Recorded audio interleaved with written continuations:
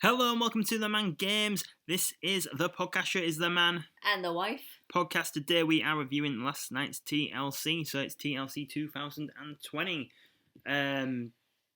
So when I went on to the WWE Network this morning to watch this, I probably complained about the network in the past. Have you? Are you sure? The annoying thing is though, when you go to click on it, you have to go down. So you click on the actual what you want to watch, and then you go down, and it shows what you're gonna watch in like sections. So like I'd already seen the Miz climbing up a ladder, so I already knew the Miz was gonna.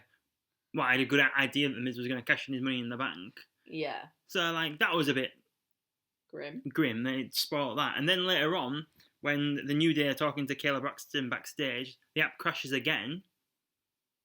So then I go back to it, and then it spoils the next match, which is Charlotte Flair being the partner of Asuka. Alright, so you didn't have any surprises then today? Not really. So that kind of like took me out of the pay-per-view a little bit. It kind of annoyed me a little bit. So yeah, just a bit of a rant Going before in we there go to win, into you? Yeah. Just ever since they changed that WWE Network, I don't know if it's different in like America or any other country, but in the UK, the new WWE Network absolutely sucks. Like it's always jamming, it's always buffering. Just it's an absolute pain in the ass.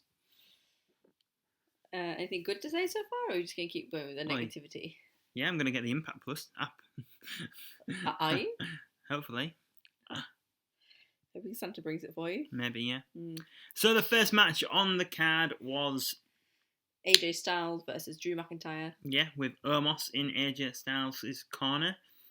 So now they're not in the Mway Center anymore. They've moved now to the is it the Tropicana Field venue arena? All right, I didn't know that.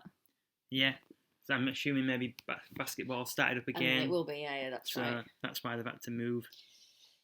I did think it looked different. Yeah, well, they had 4 months in the Mway Center. Yeah. So yeah, this was the match. TLC match for the WWE title. So like I've already spoiled, the Miz does come into this match and cash in his Money in the Bank briefcase and makes it now a triple threat match, but we'll get onto that in a little bit. So like early on in the match, Drew has put AJ on the top rope and he like chops him, like gives him like a proper chop, and AJ falls to the floor. That looked brutal. Pretty brutal, yeah. And then a few good spots from AJ Styles. He got the calf crusher onto Drew, but he uses the ladder. Yeah. And then does it with the chair. Then he does it with the chair more straight after that. That was really good. And then I like it when they do submission. Sorry, I like it when they do submission moves with that the weapons, because I think I don't know. It always looks more brutal. Oh yeah, it probably looks a lot more brutal than it is. Yeah. Like watching Chris Jericho, I think it was Chris Jericho and Edge. Chris Jericho puts Edge in like the Wars of Jericho on top of 2 ladders. Yeah. It probably doesn't even hurt, but he looks good. Really good, yeah. So then on the outside, AJ smashes Drew over the head with a ladder, and then AJ goes onto the top rope to like do a springboard, but Drew like throws a chair into AJ's face. That looked pretty brutal as well. And then when they're back in the ring, AJ hits him with the phenomenal forearm, which, you know, that's what he's probably trying to do on the outside. Yeah.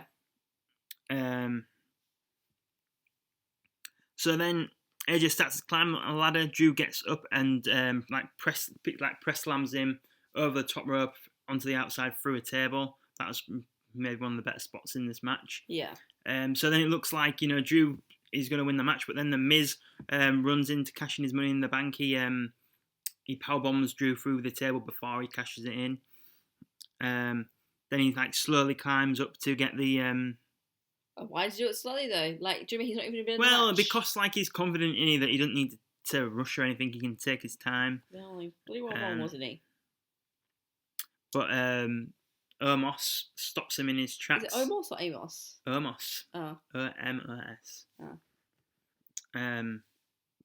So yeah, Omos stops him in his tracks. He picks him up and throws him. Oh, this is a great spot. Like literally just like belts him out the ring onto the table. Yeah, he just drops him like he don't care. Like, that was actually really good.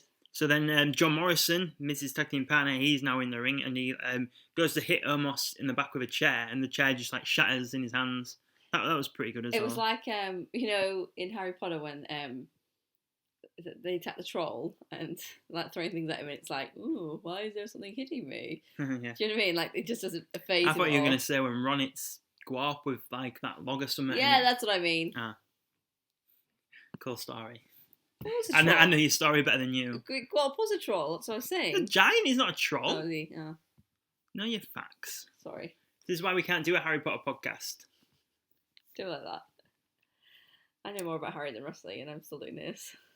So then, Omos stalks John Morrison to the back. That's taking them both out of the match. Yeah, I think John Morrison, when he does this bit, his acting is brilliant, isn't he? Like the really sort of like over the top, scared, and then like tripping over things. I think the first time he tripped over the ladder, I don't think he actually meant to do it. I know, but the way he just... Oh, yeah, but I think he did it, and then he thought, oh, actually, that's pretty cool. Like, yeah, I'll keep doing this. Scattering back on the... it was like watching a film, wasn't it? You know, when you're like, get up and run. That was really good. I enjoyed that.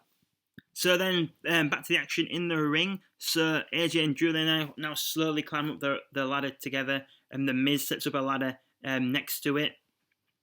Drew now punches AJ to the floor. Miz pushes off Drew to the floor, so it looks like the Miz is going to win, but then AJ's back up, he springboards onto the ladder. Oh, is this when McIntyre pushes the ladder over? And they're both, when Miz and AJ are at the top and they're sort of fighting. Yeah, that's like the end, yeah. Yeah. So there's Miz and AJ at the top fighting, and then Drew comes in and he pushes both ladders to the floor, and Drew retains. What a waste, in my opinion, of the Money in the Bank I was thinking briefcase. Like, I mean, when's the next Money in the Bank pay-per-view? Just after Mania.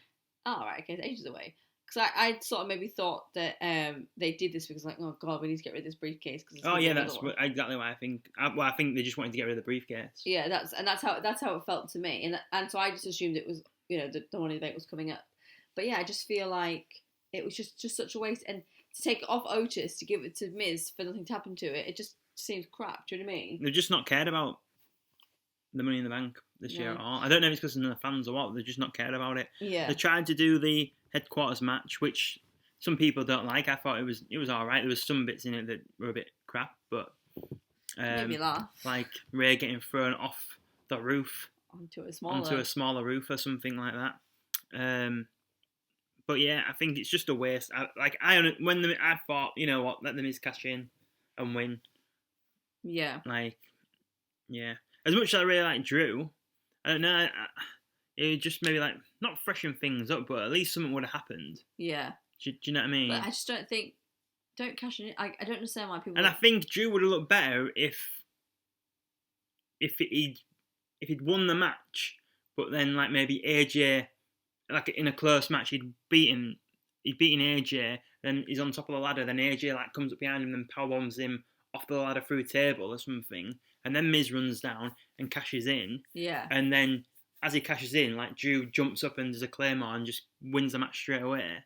I think that would have made Drew look a lot like better coming out of this than the way it happened. Right. Because you could have made Drew look really strong, in my opinion, if you didn't like that. But yeah. I mean, in one sense, Drew did come. You know, he overcame the odds. Yeah. But it just didn't sell it for me. When I saw Miz come down with the briefcase, I got a little bit excited. I was like, oh, this will be interesting, but it didn't really. My favourite spot was almost throwing Miz out the ring. So, do you know what I mean? Like, that's not saying much to the match, is it? Yeah, I don't really know if this match should have been the opening match neither. This was the longest match on the card. It went 27 minutes and 5 seconds. Oh, really? Yeah. I don't know. Just something didn't really like click with me with this match. I thought AJ and Drew could have done a really good match. But I don't know, there's just maybe too many pieces going on. And I do agree with that in the Roman Reigns match later on. Like with Miz being involved, John Morrison being involved, Omos being involved, there's just too much going on, really. Yeah, I mean, I don't particularly like ladder matches anyway. Or TLC matches, really. They kind of annoy me. You just don't like the slow climb, though. The slow climb really annoys me. In fact, there was somebody who climbed at a good pace. I think it was Kevin Owens. And I in my notes, I have congratulated him. Yeah. We'll get to that, though. So there it was, Drew McIntyre winning the first match retaining his WWE Championship. So now it is a backstage segment. It's Kayla Braxton interviewing Paul Heyman. Paul Heyman basically just putting over Roman Reigns. saying that he's going to return tonight. It's not a prediction; it's a spoiler. He was doing the comparison to NASCAR, wasn't he? Yeah. You didn't like that? No, not really. I thought for a Paul Heyman promo, I thought it did make me laugh when he was like, my favourite sport other than pro wrestling. Like, okay. It's just a weird thing to say. Yeah. Yeah, I thought for a Paul Heyman promo that this was a bit weak, really, but so going. It felt more scripted than normal. Sorry, yeah. I cut you off then, but it felt more scripted than normal. Yeah, his promos never normally scripted, but I think with the NASCAR thing, it definitely felt like someone from WWE giving that to him. Yeah. So next it is Sasha Banks and Carmella for the SmackDown Women's Championship. What do you think of Carmella's new look and entrance? And love it.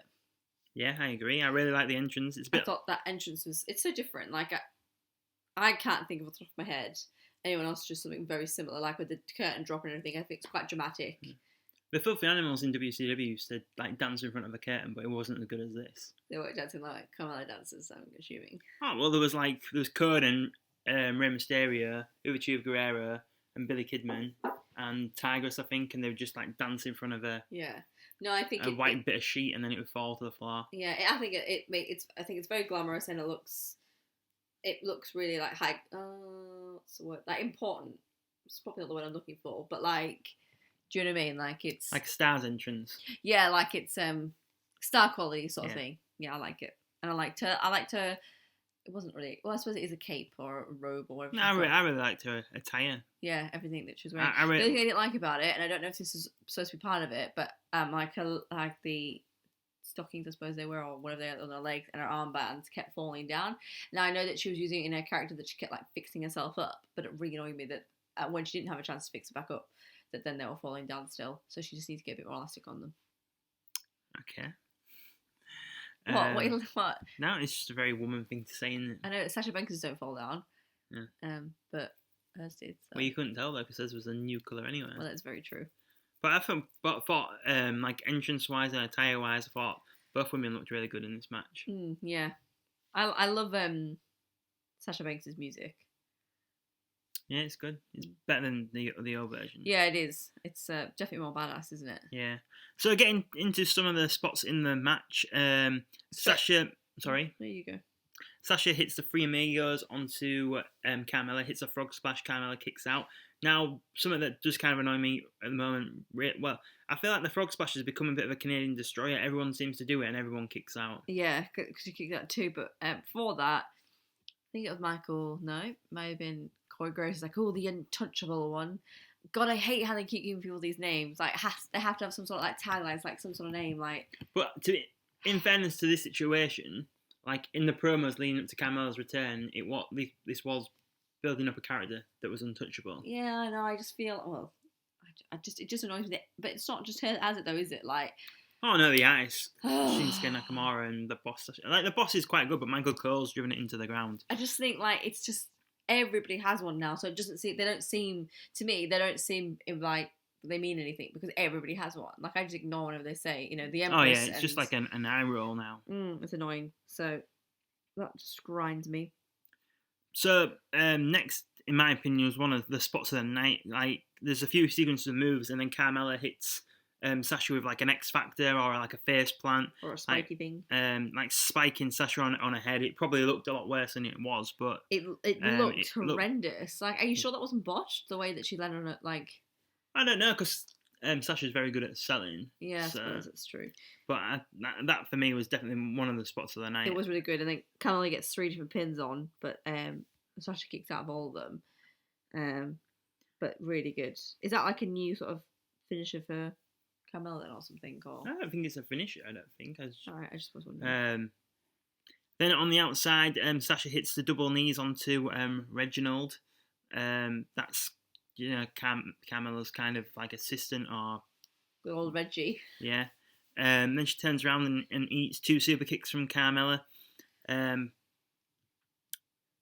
back in the ring, there's quite a lot of like submission like holds and then reversals and that. Up, yeah. And then eventually Sasha gets Carmella into there's a bank statement.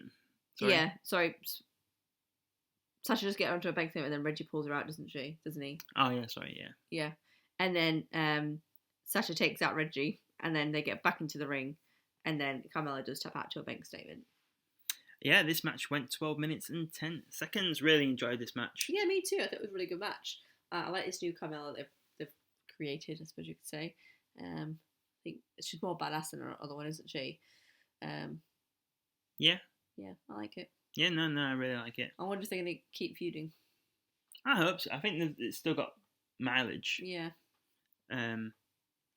So next up, going to the next backstage segment. Sorry, it was Billie Kay and Asuka. Billie Kay saying to Asuka that she could be Asuka's tag team partner. In her resume, it does say she speaks fluent Japanese, but Asuka tells her that she's not ready for Asuka. Billie Kay is just so funny. Oh yeah, she just needs more TV time. I feel like she's wasted, isn't she? Yeah. Like, and some people say her wrestling skills aren't great. I think I disagree. I think she's still good in-ring worker. Yeah. But if that is some people's opinion, especially in WWE, then I'd rather be someone's manager and just be really funny. Like, yeah, because that's what she's good at, isn't she? Yeah. So the next match is The Hurt Business, Cedric Alexander and Shelton Benjamin with MVP in their corner, going up against The New Day, Xavier Woods and Kofi Kingston. I'm not gonna lie, I think I'm a bit over The New Day now, to be honest.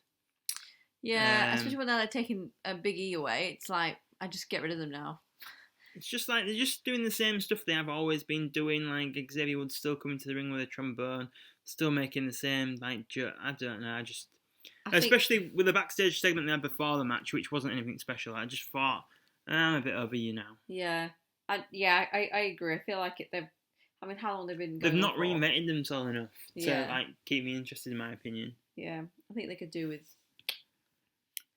splitting up really and trying something different. I still think they're like Hall of Fame worthy, sort of. Oh yeah, but I think people think the New Day should be one of them, groups that never break up, because every group break up and fall out, and then they potentially make friends again. Blah blah blah blah. But just have them not. If you don't want them to break up, then just have them become single stars and not be a tag team. You don't have to turn it. You just let it disintegrate on its own. Yeah. So there was a few good spots in the match. I wasn't all into this match, to be honest. Curvy goes to hit a boom drop on Shelton Benjamin, but he catches him into a powerbomb position, which was good. That was my first note as well. Athleticism. Actually. Yeah. But then Curvy manages to counter it. Cedric gets blind tagged in. He hits an SOS onto Cedric, but he kicks out. There's a stiff knee strike from Cedric to Curvy. There's some good double teamwork from Shelton and Cedric, to be fair. But then Cedric blind tags himself in, hits a lumbar check, and we've got new tag team champions in The Hurt Business. This match went 10 minutes. Really? Yeah. This is the thing, is I wasn't into this match. I can't believe it was the same length as the Sasha Banks and Carmella, more or less, give or take a little bit, really. And our notes on that compared to the Carmella, do you know what I mean? Oh yeah, no, I completely agree. But I am happy that Hurt Business won. I like to see that they've got all the gold. I'm wondering what they're going to go with now. Do you know what I mean? Yeah. Do you not agree? Oh no, yeah, it's good. I did think at the end of this match the positioning was quite bad. How they had to walk past. They've just won the match and then have to walk. Or they get out of the ring. Did they get out of the ring and then the New Day start on the apron part where they get out of the ring? I think. I just thought, this is really bad, positioned here. The New Day should be at the other side of the ring, so you don't have to see them forgotten about. Do you know what I mean? It should be about the Hurt Business with the gold. And then Bobby Lashley comes down, doesn't he, with his United States champion? Yeah, hopefully MVP introduces some new tag team titles, like he did the United States title, because them tag team titles suck. You think he will, though? No, wishful thinking. Wishful thinking there. So overall, enjoyed the results, not so much the match. Yeah, I enjoyed the result. It's nice to see Shelton Benjamin, even though in this group it's more about getting Cedric Alexander over, because it's him. He's getting all the offense and looking good, while Shelton Benjamin's taking the falls and stuff. At least I don't know whose obviously idea this is, but in my opinion, Shelton Benjamin is one wrestler that's always been very underused, and he's got more potential. Yeah. But at least he's working with Cedric, and he can make Cedric look good. So now into the next match. It is for the women's tag team titles. It is Asuka and her mystery partner Charlotte Flair against Nia Jax and Shayna Baszler. Obviously, it was meant to be Asuka and Lana against Nia and Shayna Baszler, but obviously Nia has storyline injured Lana. It's like, in a sense, this didn't really make any sense because the feud was Lana and Nia Jax and Shayna Baszler. Now they take out Lana. So Lana's been taken out of it, and now Asuka and Charlotte Flair are the new, spoiler alert, champions. Like, I don't know, it just didn't really make sense. Is it because they don't like Lana? Like, I don't know. Not good enough to stand in the ring, or what? What is it like? So Charlotte Flair comes down, and she's like the surprise tag team partner. They're hugging the ring, which I thought, like. But then there was a really awkward spot just before the match starts that Asuka tries to give Charlotte a high five, and she just like ignores her. Yeah. Hilarious. So getting into the match, Charlotte Flair hits a moonsault onto Nia Jax and Shayna on the outside. She does this in a lot of matches, and I don't want to put her down as soon as she's come back. But the way she does it, especially onto two people, she just doesn't even hardly hit them. Like, she just goes in between both women's arms and takes them down. Like, it does look a cool spot, but if you do it all the time, it just becomes a bit. Yeah, it's just a move she does in every match now. Yeah, like, I don't know. That takes that wow factor away, doesn't it? You know. Yeah. In the ring, Charlotte hits the figure 8 onto Shayna. Sorry, can I interrupt you? Go I on. have already though, so we're gonna keep going. Well, yeah, excited to see Charlotte back.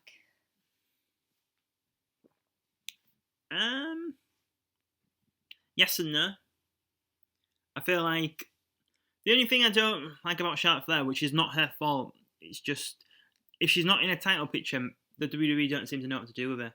Like, the only other feud really she's had was Trish Stratus when she's not in a title picture. And I suppose you could say with Ronda Rousey because Becky Lynch got injured. But that wasn't really a feud. She just got thrown in there because obviously Becky Lynch got injured by Nia Jax. It'd be nice to see Charlotte Flair be able to do things without having to need a title or be in the title picture. Like, surely she's now in a position where she could elevate other female wrestlers. Yeah, good point. Which is kind of what I hope she was doing with like Rhea Ripley and things, but obviously the pandemic hit and plans had to change. But okay, there we go. I'll let you continue now. So Charlotte gets a figure 8 onto Shayna Baszler. Nia Jax breaks it up, but then they're back in the ring. Natural selection. Charlotte Flair pins Shayna Baszler. We've got new tag team champions. A bit like the Hurt Business match, really. I didn't think there was a lot of noteworthy stuff in this match. Another team that's won the women's tag team titles that's not really a team. A bit of a Franken team.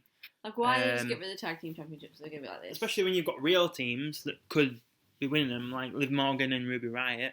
Or even if NXT won the title, there's so many good women wrestlers in NXT. Yeah. You know? Give them to Dakota Kai and Raquel Gonzalez or something like that. Yeah. Yeah. This match went 10 minutes and 5 seconds, but I mean, I'd like to see Shayna Baszler and Charlotte Flair, go at it, but other than that, I don't really have a lot of notes coming out of this. I did think physique-wise, Charlotte Flair looked the best she looked in a long time. She looks great, doesn't she?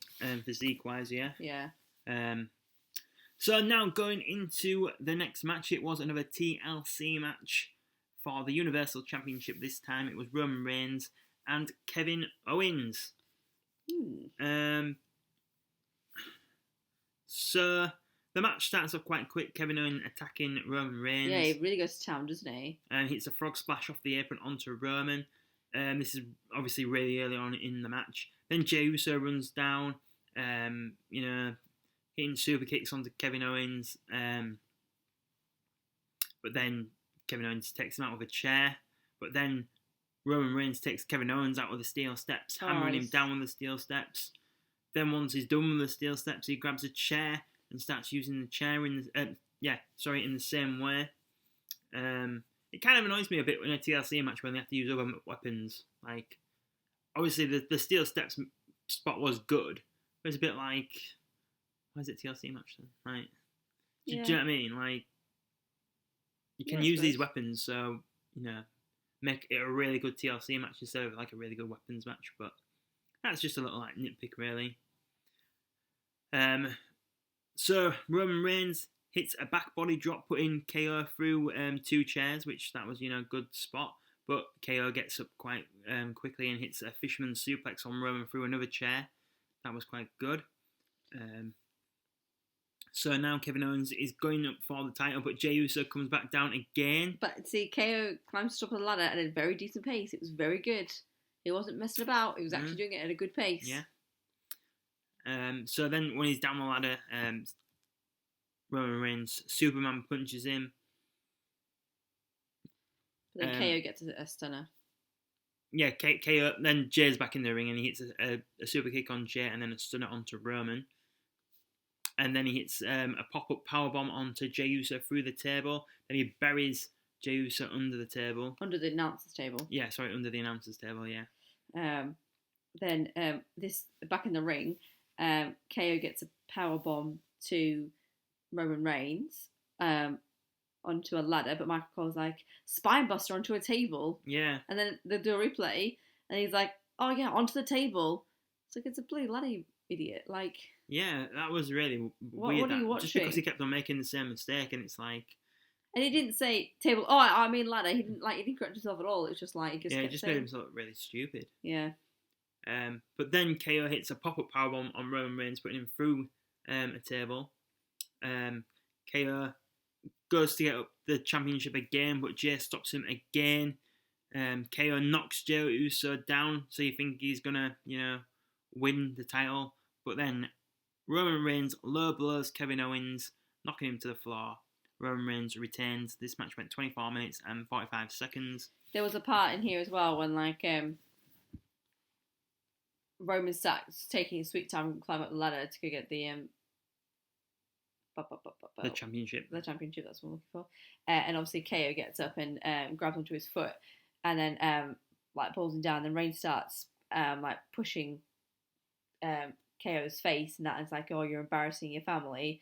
Then KO gives him a massive slap across the face, and then Reigns spears him through a table. Oh yeah, sorry, I forgot about that spot. That was really and then Kevin Owens is on the outside of the ring saying, you're just gonna have to kill me. You're gonna have to kill me to win.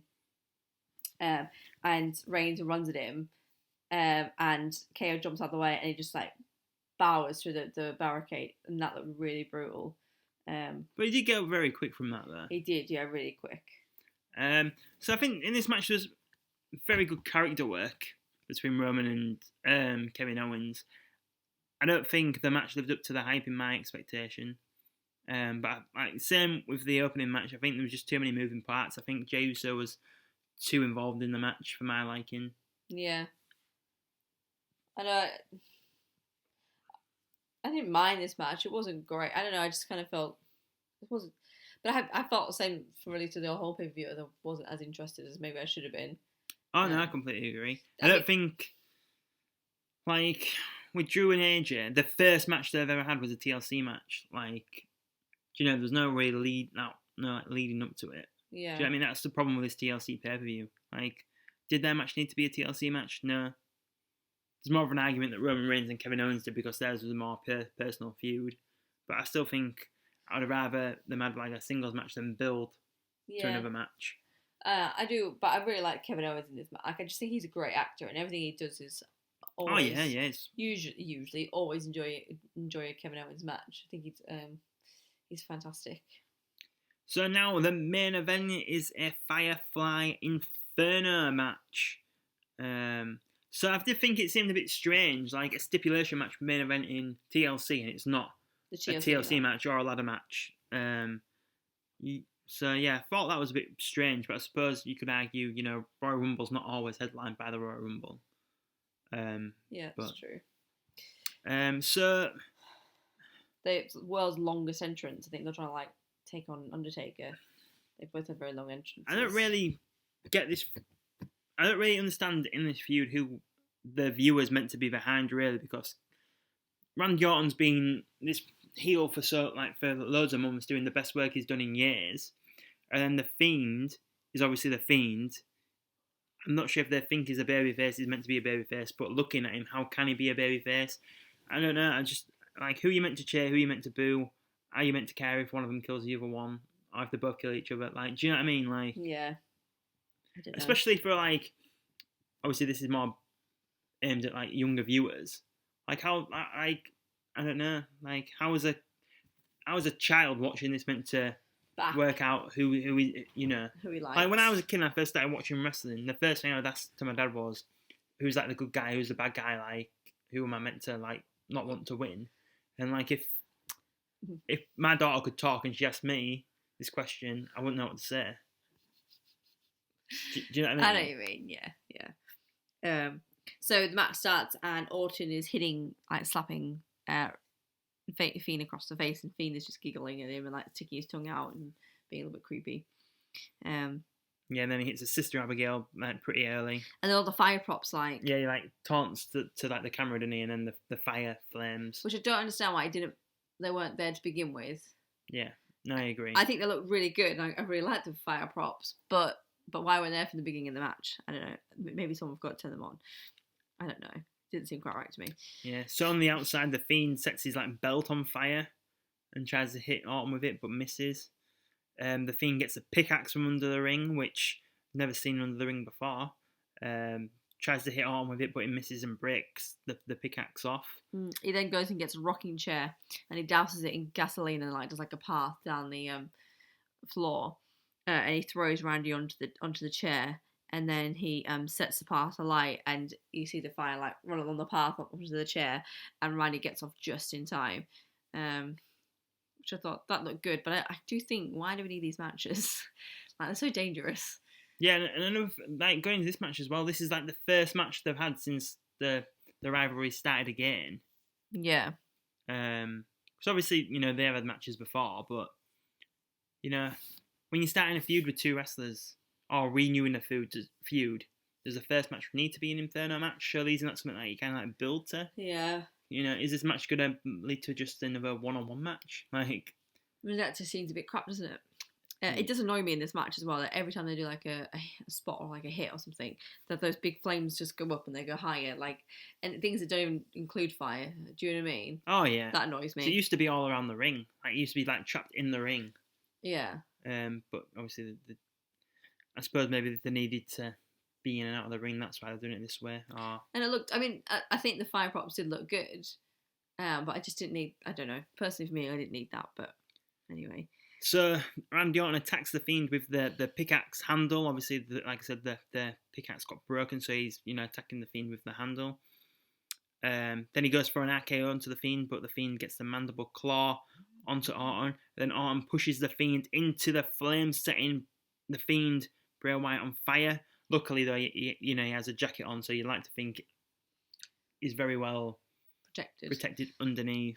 So then, what annoys me though, so that he gets set on fire, but then there's no bell or anything set to signify that the match is finished. Yeah, so that he's on fire and he chases Randy into the ring, and then Randy hits the RKO. Yeah. But the bell never rings or anything. And then Orton goes out to get some more gasoline, and Todd Phillips on commentary does say. Well, he's won the match. Randy Orton's already won the match, but it's like, well, you wouldn't know that because the bell didn't ring or the announcer didn't say the winner of the match. It was a bit sort of unknown. Like I don't know what happened there. Yeah. Do you know what I mean? And then Randy Orton pours gasoline over the Fiend, lights a match on fire, and sets the Fiend on fire. Which is obviously the perks of having no crowd. That they could do this because obviously it wasn't really the Fiend, spoiler. It's a bit much for a wrestling angle, in my opinion. It was a bit crazy. Do you know what I mean? Like it's not. I don't want to put WWE down because a lot of the time we're seeing the same stuff, blah blah blah blah blah. Which is obviously this is something they've never done before, which that does tick a box, but it is a bit much. And I don't want to turn into something like I don't like, but. Like, would I want my daughter watching this? I don't know if I would. Do you know what I mean? What, I think she's going to get ideas and set you on fire? Well, no, just like... She's 6 months old, guys. No, but you're like, don't try this at home, that sort of thing. Yeah, but then maybe that's just me getting old and... Being a dad. Yeah. Because, like, the report is that, the ratings are down, they're wanting more grown-up, edgier content again. So... Maybe this is like the start of it. Maybe. But, yeah. So, yeah, that match went 12 minutes. So I was a bit disappointed with this pay-per-view, to be honest. I've probably explained all the reasons why already. But just too much interferences in the the title matches. Didn't really like. Well, I did like the ending of the Inferno match. I mean, like him getting set on fire, then he runs into the ring RKO. I did think that was very good. I just wish. I wish they'd signified. Yeah. If Bell had gone off, then I would have been much happier. All I needed was a ding ding ding, and I would have been much happier. High points, low points for you. High points would be the Carmella and Sasha Banks match. Yeah, I completely agree. I'd say that was my match of the show. Yeah, definitely. Low points, everything else. No. Probably. It's a toss up between Hurt Business and New Day and the women's tag team match. Yeah. That I don't know which one. They're kind of very. I was happy that the Hurt Business won. I just think I'm a bit over the New Day, so I think. Yeah. I think that would probably be my least favourite part of the show just because they're in it. I do love Xavier Woods and Curvy Kingston. I don't know. I just think they need to be doing something different or going off on their own. Or I just think, change things up. Like, turn them heel or something. I don't know. Just, do something to make them interesting again. Yeah. It's just the same stuff we've seen time and time again. But no, definitely my match of the night was Sasha and Carmella. I think maybe the TLC matches in the Inferno match, the expectations were so high and they didn't meet them. That's why. Yeah. Not quite. I thought with the Inferno match, with it being a 5-5 Funhouse Inferno or whatever it's called, I thought it was going to be a bit more like the 5-5 Funhouse from WrestleMania, and I thought they were going to have a bit more of that sort of. Well, I think maybe this is what it's going to build to. Maybe it's going to be the Randy Orton and the Fiend at WrestleMania in a 5-5 Funhouse match like they did with John Cena. Yeah, but I was expecting really a little bit more like. More cinematic. And that's things. it. Yeah. But as I said, the only thing that really, really annoyed me in that match was literally no bell at the end. Oh no, yeah, I agree. What are the rules? Yeah. I'm not written down the.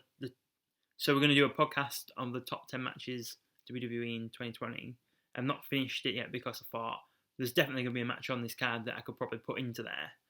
But now, after watching it, I don't think there is. Yeah. Like, as much as I love that Carmella and Sasha Banks match, it's not like not top 10 worthy. Top 10 match of the year. I honestly thought Roman and Kevin Owens would have been on the list. Yeah. Well, I mean, Drew and AJ could have been on the list as well, but there's just too much interferences and things taking it out of the match, in my opinion. And it's like, what do they do with Miz and Morrison now? Like, yeah, what are they? Yeah. No, I do agree. It's I feel like some of this pay-per-view cut off a lot of storylines. Do you know what I mean? Yeah. By giving them the TLC and the Inferno matches and whatnot and everything, I just feel like it's like, okay, that's the end now. Let's go. I don't know. But I am looking forward to Royal Rumble. When we're watching the adverts for Royal Rumble, I did get excited. And then I did think to myself, oh my God, how are we going to stay out late and watch that and then get up with a 6-month-old? Mm-hmm. Just don't stay and watch it. I know we always stay and watch it. I know, but is it going to be the same with no fans? And I don't know. You'd think, in one sense, you'd like to think there'd be less surprises as well because you don't want people to need to be there that don't need to be there. But yeah. Obviously, Ric Flair was backstage watching this show. I just think Hell's surely he's not well and Well, I mean, we don't really know the COVID situation in America as well as we do here in the UK, but we're getting what's the word? A second strain, strain or a new strain of the virus in the UK. So a mutant strain, whatever they call it. Yeah. Apparently, it's been banned in Australia as well now. Oh, brilliant! In Sydney. Anyway, yeah, COVID. Yeah. So we kind of made this podcast onto a bit of a downer now, haven't we? We have. Let's lift it back up again. So the podcast going up on Sunday is our predictions for 2021. So make sure you check out Sunday's podcast. Obviously going up on Sunday. So that is it from the Man and the Wife podcast today. I hope you did enjoy it. And let us know your thoughts of TLC 2020 in the comments. And if you get the time, please subscribe to TheMan Games and like this video. And also check out the other content on the channel. Thank you for listening to the podcast today.